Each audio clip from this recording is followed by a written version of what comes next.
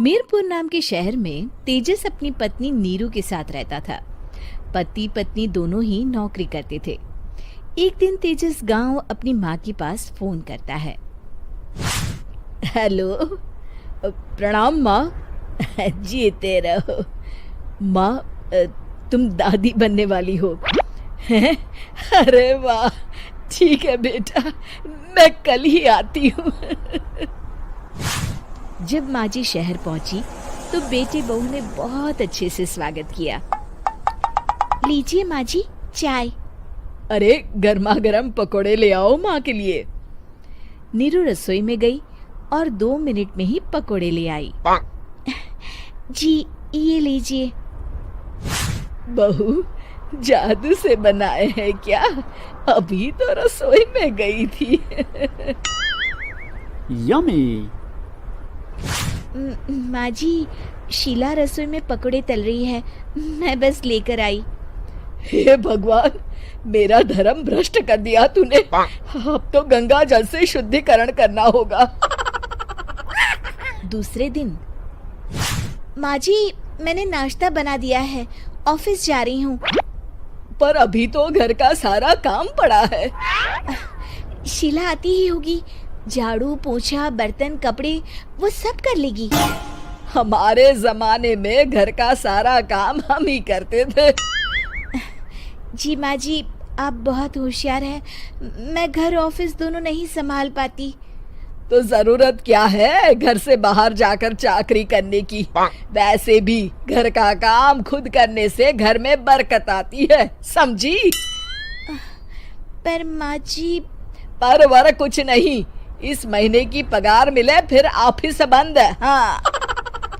रात को नीरू तेजस से कहती है, सुनिए जी, माँ जी बोल रही थी कि मैं नौकरी छोड़ दूं। वैसे ठीक ही तो है, अभी तुम्हें आराम की जरूरत है। फिर भी आराम कहाँ, शीला को छुड़ाने के लिए बोल रही थी। तो अब 24 घंटे में इतना काम तो कर ही सकती हो। पर जॉब पसंद है मुझे, घर पर मन नहीं लगेगा। अगले दिन जब दोनों ऑफिस के लिए निकल रहे थे, मेरी तो कोई कीमत ही नहीं है इस घर में। माँ जी, आजकल महंगाई बहुत है, रहन सहन भी बदल गया है, दोनों नौकरी करते हैं तभी ठीक रहता है। अच्छा, तू कहना क्या चाहती है? मेरा बेटा तुझे बिठा के खिला नहीं सकता? तू ही इस घर का खर्च चला रही है, हैं? नहीं माँ जी, मेरा वो मतलब नहीं था। मतलब खूब समझती हूँ, ये बाल धूप में सफेद नहीं किए मैंने। हाँ। अब तो ये रोज का काम हो गया था। तेजस भी रोज की झिकझिक से परेशान हो गया था। एक दिन उसने कहा, नीरू, वैसे भी तुम्हें मैटरनिटी लीव मिलने वाली है, तो अभी से ही छुट्टी ले लो। पर क्या, मेरी सैलरी अच्छी खासी है।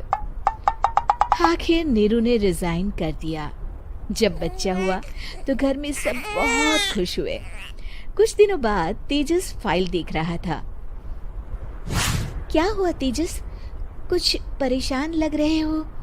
हाँ, वो हमारी जितनी सेविंग्स थी वो तो हॉस्पिटल में और छठी के फंक्शन में खत्म हो गई है नीरू।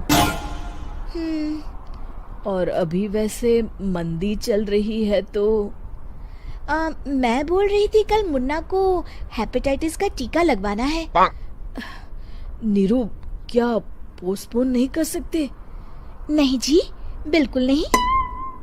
अब तेजस को समझ में आ रहा था कि उससे गलती हुई है। पैसों की कमी का असर घर के माहौल पर भी पड़ रहा था।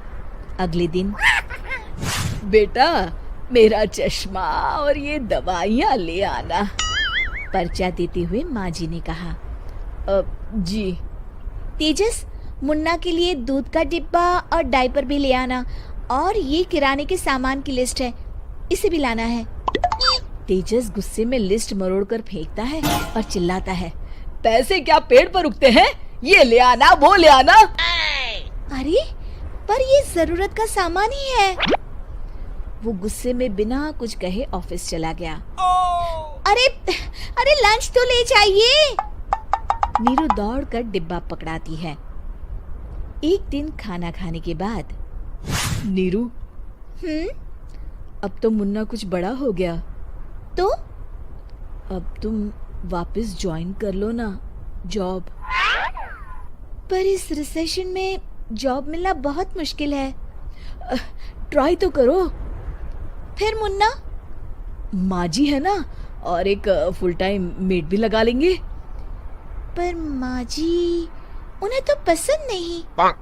तभी माँ जी वहाँ आ जाती है और प्यार से नीरू के सर पर हाथ फेरते हुए बोलती है, अब मेरी समझ में आ गया बहू, पहले के और अब के समय में अंतर है। तुम काम शुरू करो, मुन्ना की जिम्मेदारी मेरी। मेरी प्यारी माँ जी। ये कहकर नीरू उनके गले लग गई। शिक्षा, परिवर्तन संसार का नियम है, हमें भी समय के साथ चलना चाहिए। उम्मीद है कि आपको हमारी ये कहानी पसंद आई होगी।